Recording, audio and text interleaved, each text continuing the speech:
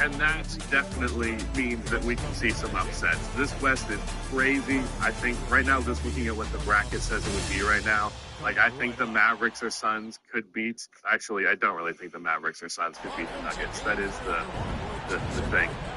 That's just the first one I looked at. I think the Kings could beat the Wolves. I think the Pelicans could beat the Clippers. I think the Mavericks, Suns, Lakers, or Warriors could feel. I definitely especially think the Mavericks could. That's just the way the seeding could go right now. Obviously, there's going to be some mixing and matching from here for the last couple of games of the season. Dallas Mavericks, I think they're going to be my pick. They have superstar factor. They have a great second option. They have some pretty solid role players. Luka is such a good offensive generator that there's almost always going to be a good shot. I also think because Kyrie's there, the factor of like Luka having to carry too much could hopefully be dialed back. He's obviously still producing at the same level, actually more than he ever had before. But I think in a postseason setting, he can at least not be like shooting the ball literally every fucking possession, which happens for them. Games where he shoots like 30 shots because who the hell else is going to?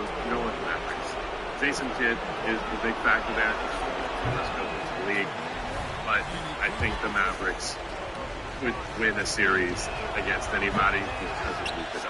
If you want to hear more thoughts about this, especially from some other people, because probably sick of listening to me talk at this point, our podcast, we recently went over if the playoff ended today. We discussed what those matchups would look like. So go check that out if you have not already. But that's it. Shout out to Nick for editing this video, and goodbye.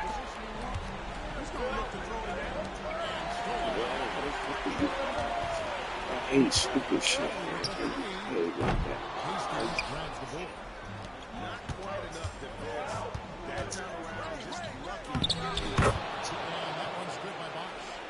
LeBron doing what he does best, creating for and elevating others.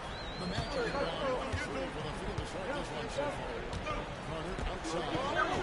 I put out my videos where I went through every single NBA team and identified the player on each squad that I believe was the most overrated by the general public at the moment.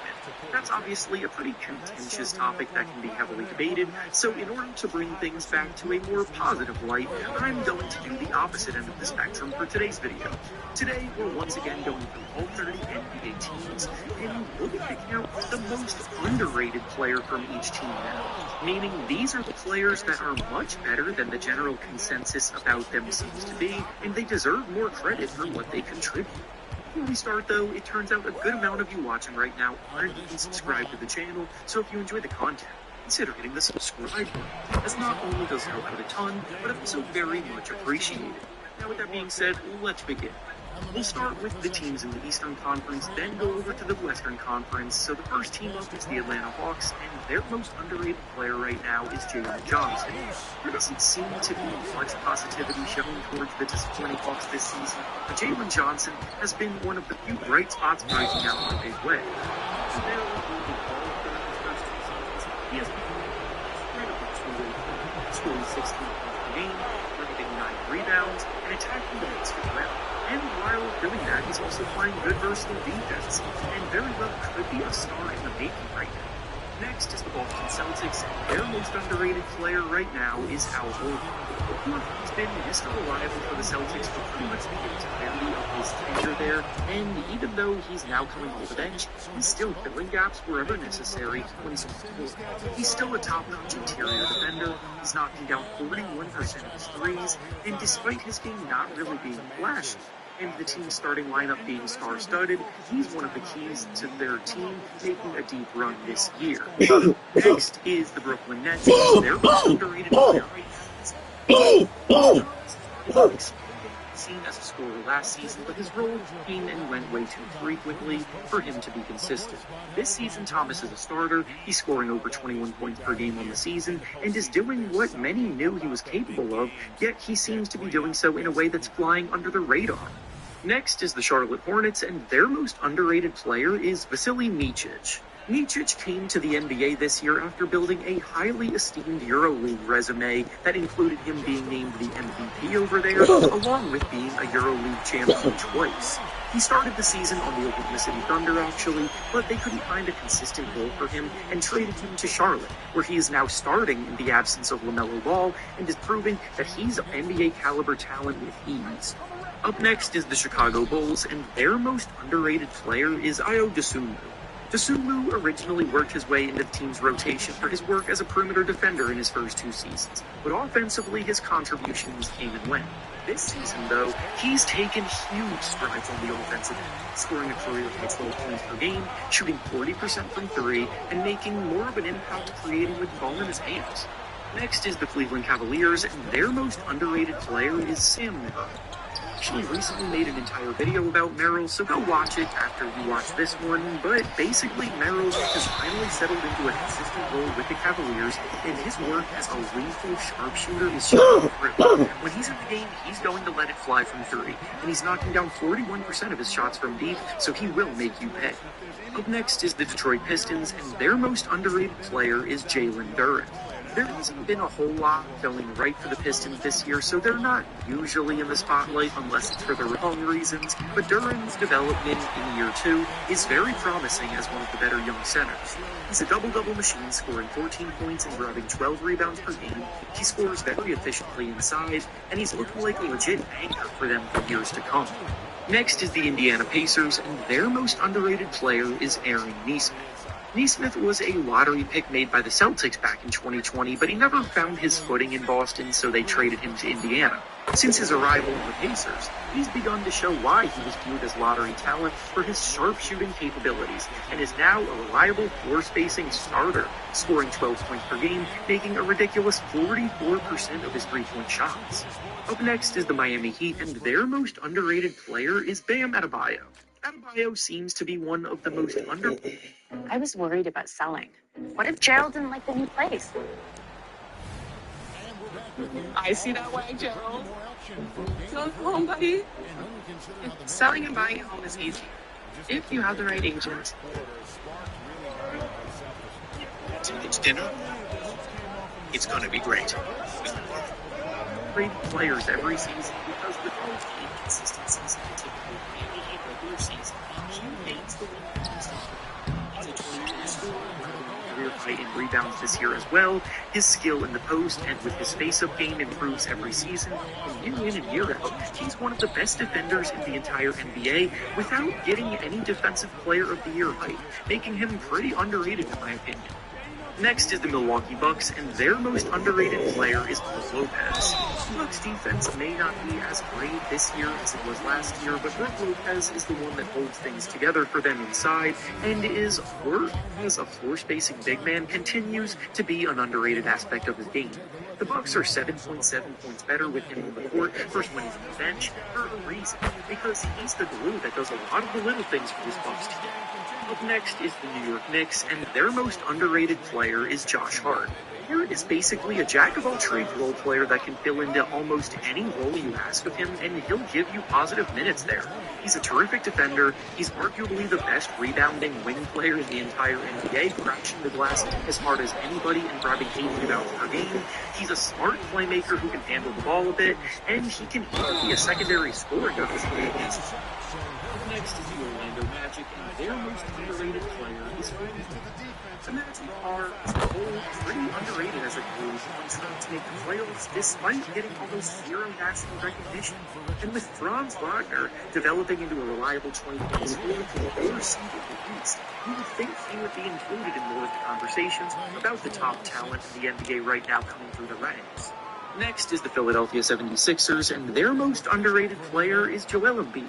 It may sound crazy to call the reigning MVP of the league underrated, but it's hard to ignore how much negativity is thrown out there about Embiid anytime he's brought up as a topic of conversation by the average fan. He's easily one of the most hated-on athletes in the league today, and now since his knee injury, we're seeing just how much he was almost single-handedly responsible for keeping the team together, as they've been one of the worst since he went.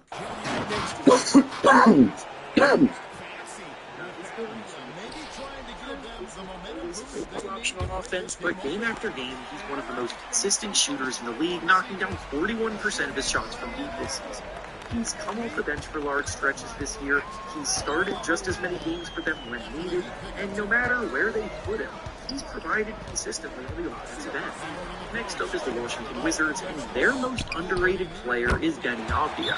Avdija may not be in the running to win this year's Most Improved Player award, but he is definitely one of the most improved players this season. This is his 4th year in the league, and he's putting up a career-high 14 points per game, and has finally found his footing as a shooter, making a career-high 51% of his shots and 39% of his threes. And he's gotten better and better this season as has progressed. 3 points in a game against the Now over to the Western Conference teams next to the Dallas Mavericks, and their most underrated player is Daniel Gafford. Gafford was a pretty underrated player when he was on the Wizards, and since he's been traded to Dallas, he's been fitting in perfectly. He is a pretty perfect example of a quality player that doesn't get much attention when they're on a bad team, but then when they go to a good team, their impact becomes very noticeable. Next is the Denver Nuggets, and their most underrated player is Aaron Gordon. The Nuggets championship core is back looking to make another run to defend their title this year, and with Nikola Jokic on track to win another MVP, and Jamal Murray inevitably expected to step his game up in the playoffs, it's Aaron Gordon who does a lot of the dirty work to take this team to the next level. He's their best defender, and he has amazing chemistry with Nikola Jokic cutting off the ball, making their lives much easier.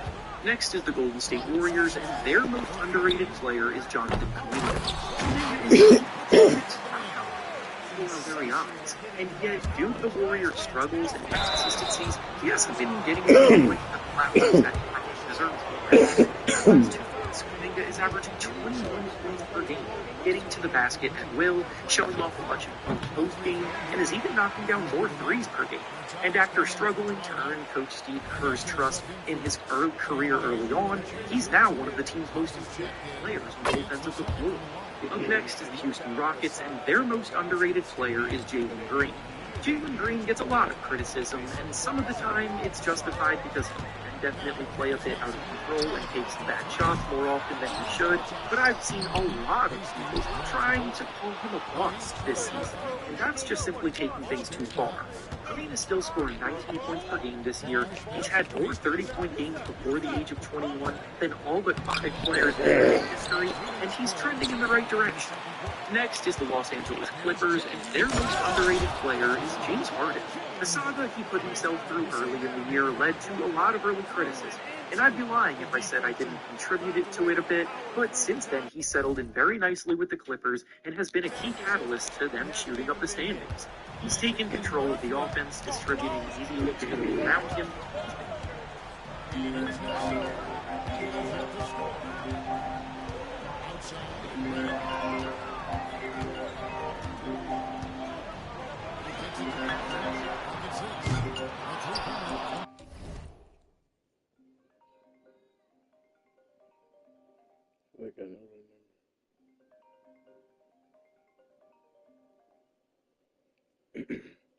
Hello? Yes.